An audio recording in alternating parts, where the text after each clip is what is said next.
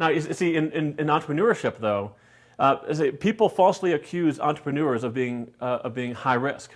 Okay, but here's the deal. I'll prove to you that we are not. Okay, are you ready for this? This is good. Let's say at this point in my life, my businesses went south because of some risk or some whatever happened. Okay, and I was bankrupt. Okay, and my house is gone. Everything was gone. Now, do you think I could call up a few people that I've met in the industry, get them to promote a series of interviews I'm going to do that I haven't even prepared for yet, and sell it for like $100 a piece? I would think you definitely could. Okay, you think I can make maybe 10 to 15 to 20 or $100,000 that week? I would hope so. From doing that? I probably can. Yeah. Okay, especially if there's a story behind it, like Rick is bankrupt. Okay, okay. So here's what he's going to do for you, right? Okay. So how can anyone accuse me of taking too big of a risk? Okay, and now here's what powers that. Okay, this is the big gem here. Okay, I'm not investing in my business. It might look that way because of where the cash flow is going. I'm investing in myself. Okay, that's the key. All of us as entrepreneurs are. And so I'm creating relationships that I keep even if I go bankrupt. Even if I sell the company, I keep those relationships. Okay, unless there's certain contracts. But I'm creating knowledge. I have experience and wisdom that I didn't have before. And all of that works in my favor now. And so by becoming an entrepreneur, I'm investing in myself. My power to create income and money and add value to the world is unlimited and unassailable. No one can take that away from me, unless disability or death. Okay, but if I achieve the right business models and business management, then the money-making machines, the value creation machines I've created, will even survive my death. Okay, so the only question is, will all my businesses survive me or not? But whether or not, but I get to live my entire life knowing that I can produce what I need to live and thrive and enjoy life. So what does it take for the new entrepreneur to succeed? Rick believes there are 3 key qualities and explained them best in an email he wrote on why seemingly common sense business strategies sometimes only work for a few. Almost all brilliant strategies and even tactics can be dismissed as common sense. Yet somehow people like Armin, Morin, Evan Peg, and so on are making tens of millions of dollars every year with all these common sense strategies. Okay, and first of all, I agree with that. I think almost all brilliant strategies are common sense. Okay, but do you actually do them? So what's the difference between the Armin Morins of the world and the people who say this is common sense? I say it's 3 things. Number 1 is discipline. That was the D word. That was the D word. Discipline.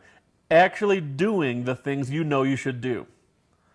That's the key right there. Okay, like it goes into passion because passion gives you the power to do the thing you want to do, but really it comes down to discipline.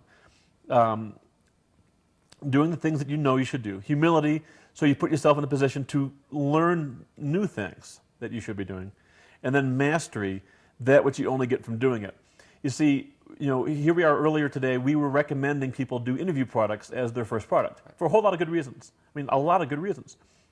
But are they going to make $100 million from their interview product? No. Okay. Well, guess what? Brevity is the name of this new course we have because we're summarizing everything. We're spending $250,000 on doing the Brevity course. Now, we have a very cool viral campaign with this, and we have upsells up the wazoo. If we get 1 million people to sign up through our viral, and there's more than 1 million business owners. If we get 1 million people to sign up, for the $1 trial to take part in this and spread the word, and then they upgrade to the $100 level, that's $100 million right there. So that's a $100 million interview product model. Now, it probably won't be that in year 1, but it has the potential to be something big, and it has that potential with our magic calculator. It can be that big. So how can I do an interview product that has a $100 million potential, and someone else will put just as much effort, maybe even just as much money into creating it, and it won't even be close to that. And the model, you could almost look at it having more experience and say, well, of course that wouldn't work. Okay, the answer isn't that you didn't do all the different steps. Maybe you did.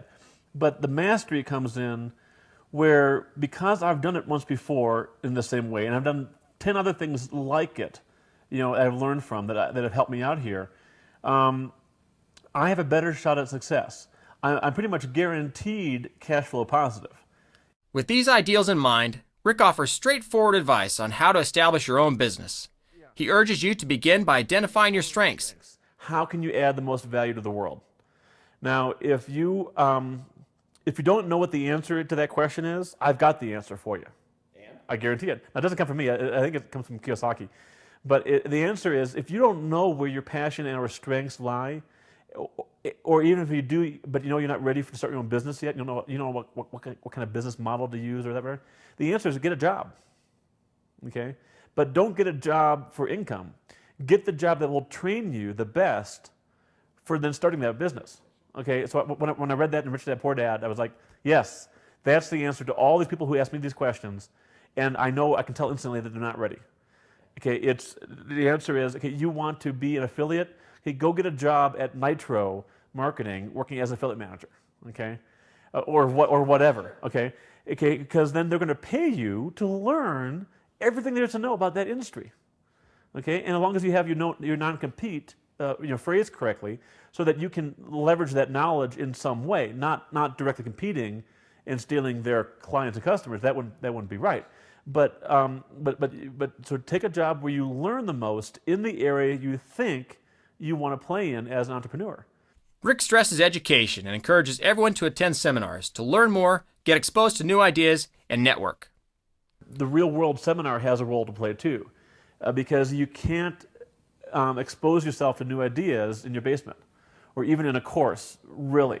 I mean, you get the techniques in the course, but to really expose yourself in a good way to new ideas, you need to get out there. You need to get out in the real world, pay that hotel bill, pay that airfare, and or drive or do something to get to that hotel ballroom where you meet a bunch of different people doing something and it's working for them. And in general, I would say go to the more expensive seminars, okay, but not the ones that promise to give you a business, okay? Because the ones that promise to give you a business, those are more likely the scams. Now, there are definitely exceptions. I'm not saying that it is a scam. But if it's too good to be true, it probably is. Like, pay me $20,000, I'll tell you how to make $1 million. Well, why aren't they out there making $1 million? Just not doing all that hard. A seminar is not an easy thing, right. Okay? But if it's $20,000 and you're going to meet Richard Branson and you're going to do this and we're going to have this speaker, that speaker, and you'll be able to join the networking club that we're going to keep on going for the next year. Okay, I'll pay $20,000 for that club. Rick believes that an interview product is another good way to begin and share some key insights into the types of opportunities that this can create for you. A lot of gurus, experts, talk about an interview product as being a really good way to start, but I think they're wrong a lot of times in why. Okay, I think the reason to start off with an interview product is not just because it has high profit margins, and it does, not just because those high profit margins allow you to fail numerous times in your marketing and then eventually succeed. Okay, but it does. That's good. Not just because those high profit margins allow you to do joint ventures. Okay, but it does. Okay, again, it's all good. Okay, so far it's all good stuff. I think the most important reason to do an interview product first is because by interviewing people who are already achieving success in the niche that you're interested in, you learn from them. You join their network. Opportunities open up to you that they wouldn't have otherwise. I think that's the most important, most valuable thing you get from that, because that speaks back to what we were talking about earlier about investing in yourself. You know, those relationships, that networking, that becomes very valuable.